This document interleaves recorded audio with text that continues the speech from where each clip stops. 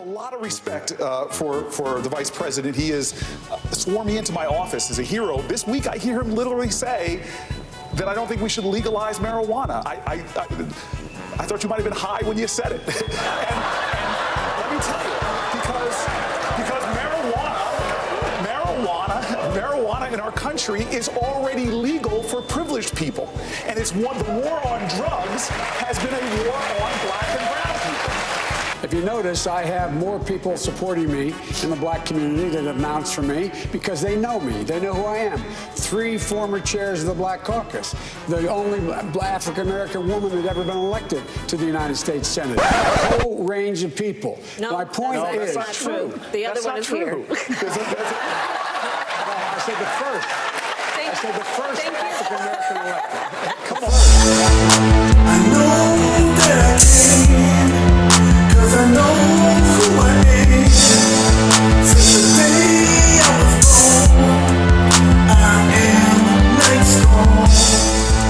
I know that I can. Cause I know who I am.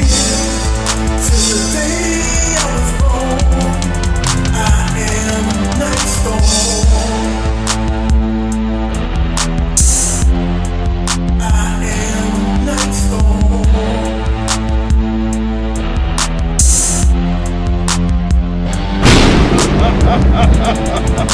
Greetings, America. I'm watching NYGHTSTORM, and hello from Georgia. And when I tell you the circus is in town, oh my goodness, man, the Democrat debate debacle, ATL style. We have 5 rings of debauchery and foolishness going on in the Democrat debates. And in ring number 1, ladies and gentlemen, you actually saw the media, and this is crazy, you saw the media credit Elizabeth Warren with Medicare for All. Just like in 2016, they are stealing from Bernie Sanders. Check it out. Senator Warren, you are running on Medicare for All. Democrats have been winning elections even in red states with a very different message on health care, protecting Obamacare. Democrats are divided on this issue. What do you say to voters who are worried that your position on Medicare for All could cost you critical votes in the general election? So I look out and I see tens of millions of Americans who are struggling to pay their medical bills. Let me bring you into this conversation and ask you the question. I want to ask you the question this way, Senator Sanders. You describe your campaign, including your plans for Medicare for All, as a political revolution. All right. In ring number 2, it is the typical media and Democrat Party smearing Tulsi Gabbard. In ring 1, you ignore Bernie. In ring 2, you smear Tulsi. Boy, I tell you, Mayor Pete had more than he bargained for when he started talking crap to Tulsi Gabbard. Oh, this is hilarious. Cue the Tulsi takedown. I have, in my experience, such as it is, whether you think it counts or not, since it wasn't accumulated in Washington, enough judgment that I would not have sat down with a murderous dictator like that.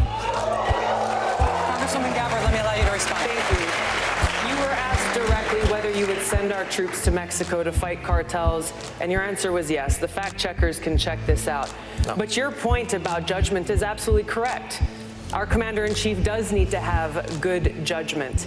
And what you've just pointed out is that you would lack the courage to meet with both adversaries and friends to ensure the peace and national security of our nation. I take the example of those leaders who have come before us, leaders like JFK, who met with Khrushchev, like Roosevelt, who met with Stalin, like Donald Trump, Reagan, who met and worked with Gorbachev. That was fun. That was fun to watch. But you know something? Kamala, she was feeling left out. Kamala was mad, boy. And I'm sure in those backroom deals before this debate, they probably worked out a deal saying, Kamala, We're gonna help you get revenge against Tulsi, and you're gonna have your chance. And boy, did Kamala jump on it, but once again, she fell flat. It's unfortunate that we have someone on the stage who is attempting to be the Democratic nominee for President of the United States, who during the Obama administration spent 4 years full-time on Fox News criticizing President Obama, who has spent full-time criticizing people on this stage as affiliated with the Democratic Party.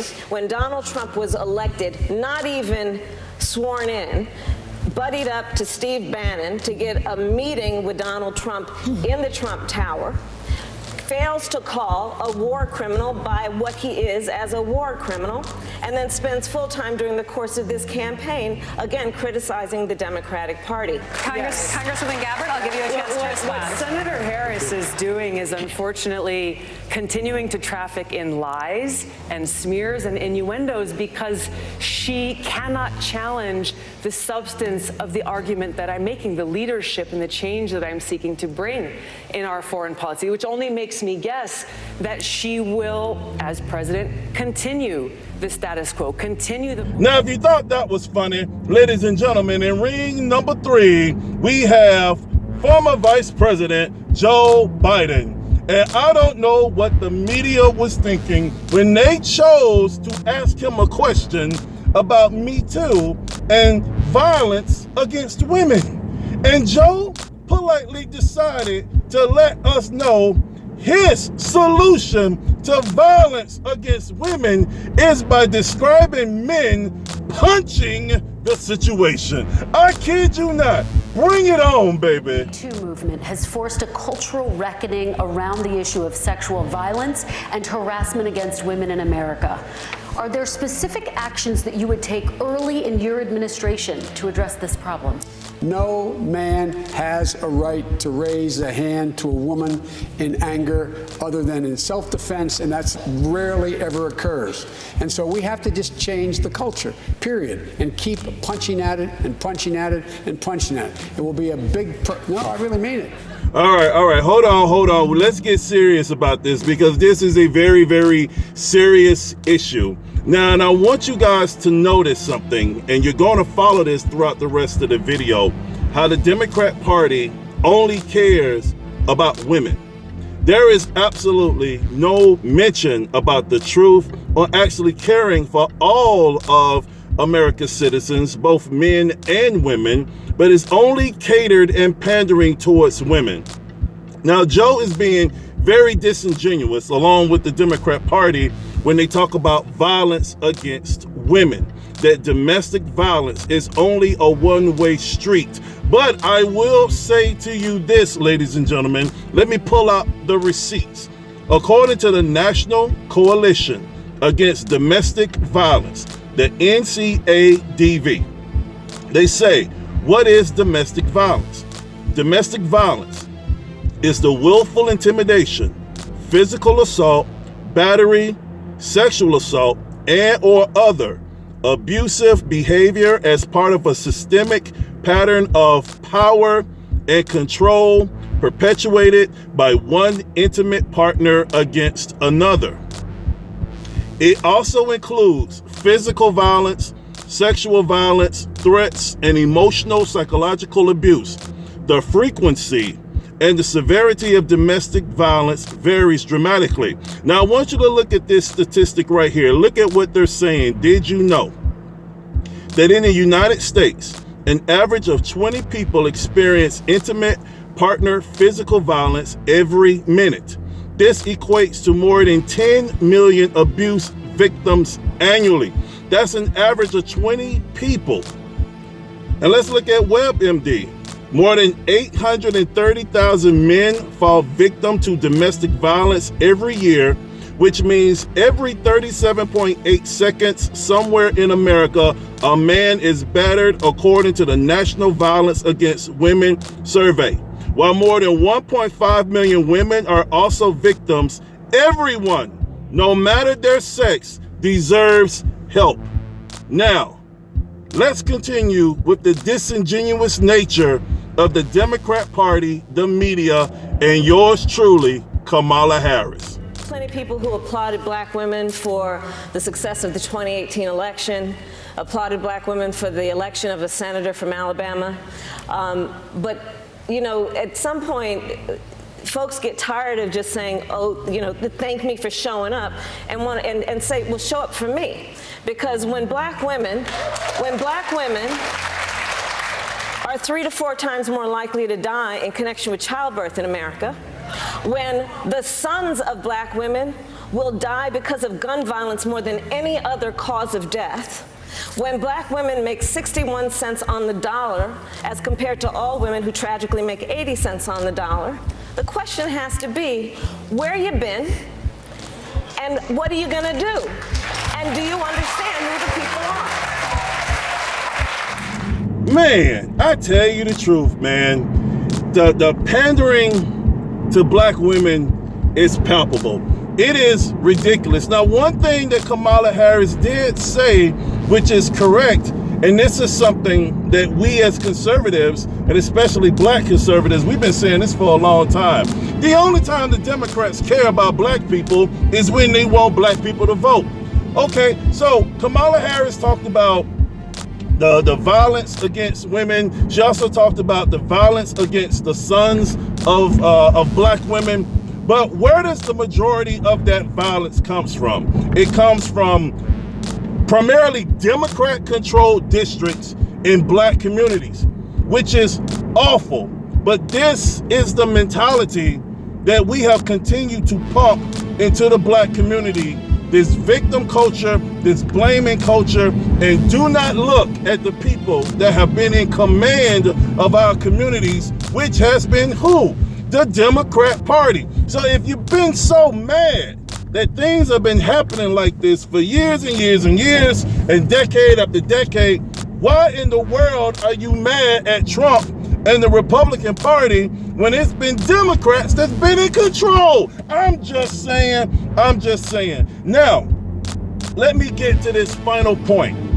And this is how awful it is, how the Democrats show who they value.